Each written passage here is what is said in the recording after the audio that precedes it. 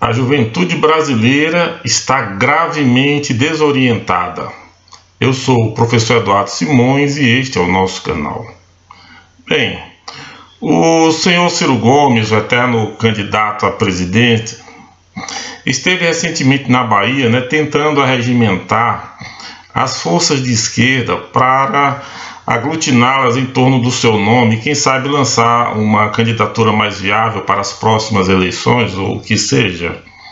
E ele estava então num encontro patrocinado pela UNE, e nesse encontro com aquela juventude universitária tentou conclamá-los a mudar o foco, ou focar mais nas candidaturas viáveis, nas candidaturas que preservem a institucionalidade criada pela Constituição de 88 e a democratização do Brasil.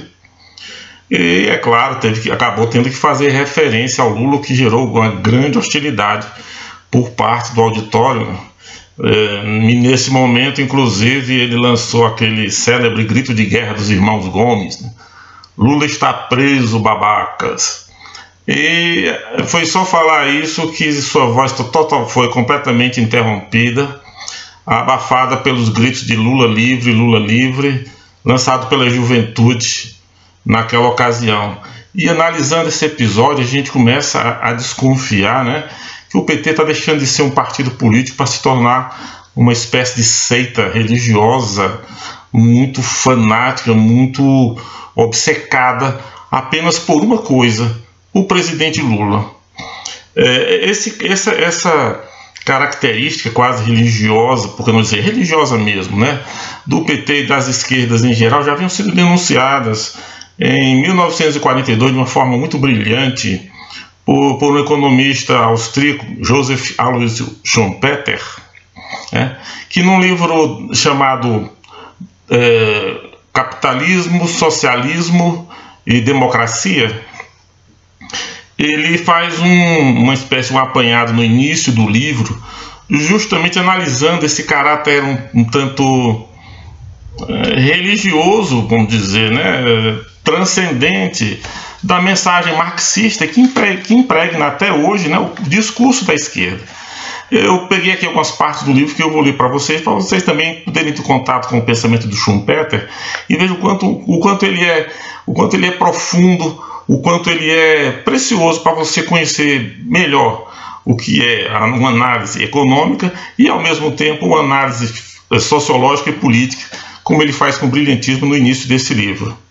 Diz aqui, abre aspas: o marxismo é uma religião que proporciona ao crente um sistema de fins últimos que envolvem o significado da vida e constituem critérios absolutos de julgamento de acontecimentos e ações, e apresenta um guia para tais fins, guia que implica um plano de salvação e a indicação dos males dos quais a humanidade ou a parte escolhida será salva. Essa salvação vai acontecer quando se instalar, evidentemente, o último estágio da evolução humana, que é o comunismo, onde o homem receberá de acordo, cada um receberá de acordo com suas necessidades, É uma espécie de sociedade do futuro messiânica. Mas vamos continuar aqui. A qualidade religiosa do marxismo também explica a atitude característica dos marxistas ortodoxos para com seus adversários. Para eles, os marxistas ortodoxos, o adversário, para ele, como para todos os crentes de uma fé, o adversário não está unicamente em erro, mas também em pecado. A dissensão é condenada não apenas intelectualmente, mas também moralmente. Não pode haver desculpas, pois a mensagem já foi revelada. A mensagem revelada é a mensagem do Manifesto Comunista, do Capital e outros livros que Marx fez, e o Engels também, aquela primeira geração de marxistas, Então, tudo é o Capital. E o Capital ele é citado nos livros dos marxistas como os teólogos citam a Bíblia, Agora, tem mérito, o Schumpeter reconhece o mérito do Marx. Qual foi esse mérito? Deveu-se seu bom êxito, no de Marx, né, que é falado até hoje, haver formulado com inexcedível vigor o sentimento de ser oprimido e maltratado, que é a atitude autoterapêutica da maioria frustrada, e por haver proclamado que a libertação socialista desses males era uma certeza baseada numa prova racional. Não se esqueçam, né, que o marxismo se diz, que a teoria marxista se diz científica, né?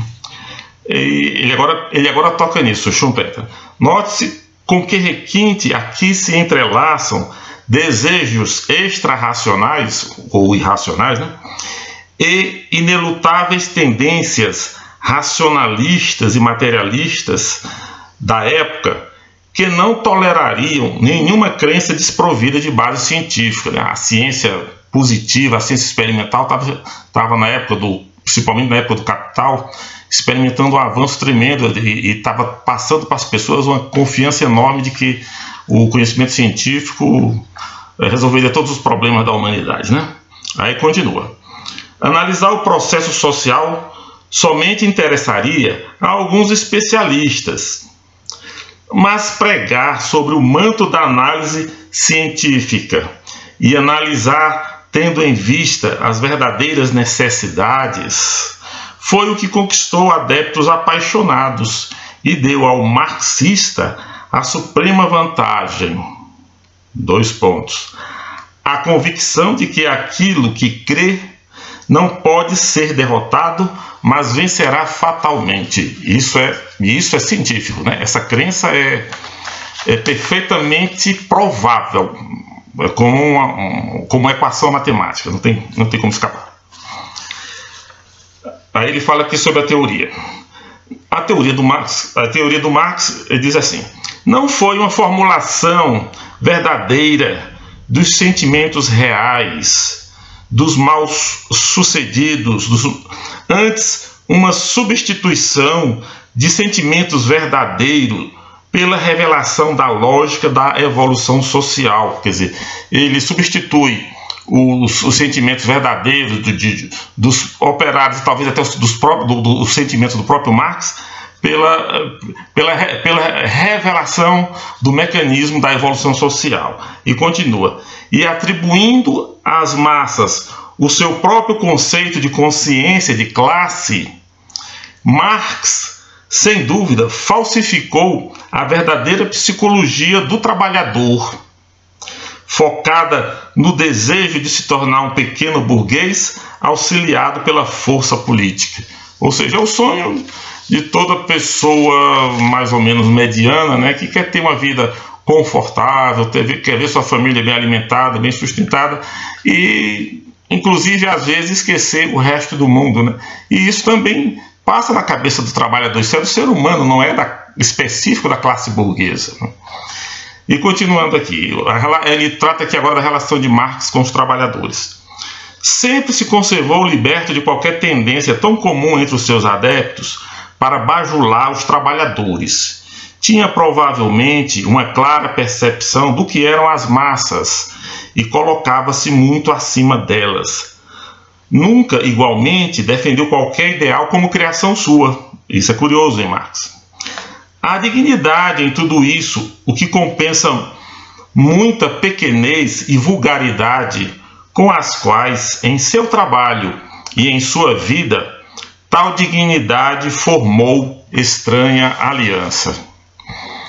Então, o marxismo, segundo a percepção de Schumpeter, encerro agora o texto dele,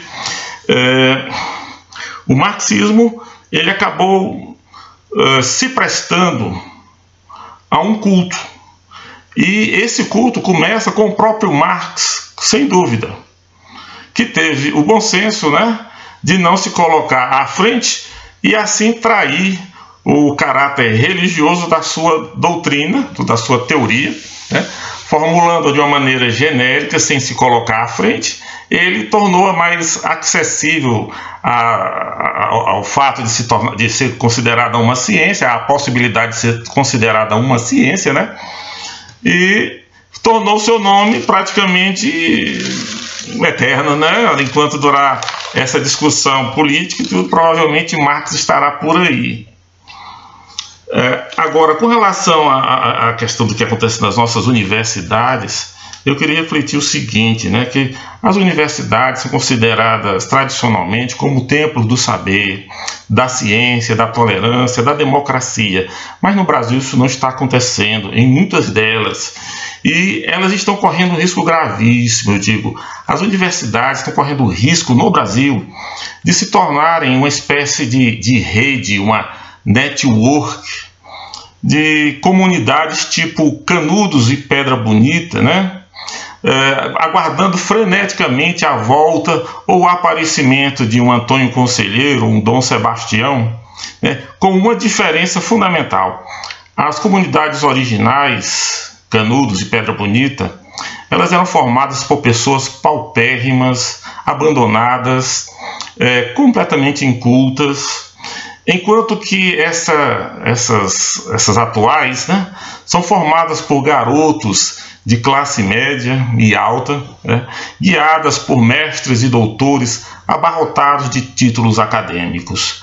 Não é uma coisa que a gente deva considerar como passageira, leve, inconsequente. É algo sobre a qual nós devemos pensar muito seriamente e ver o que podemos fazer.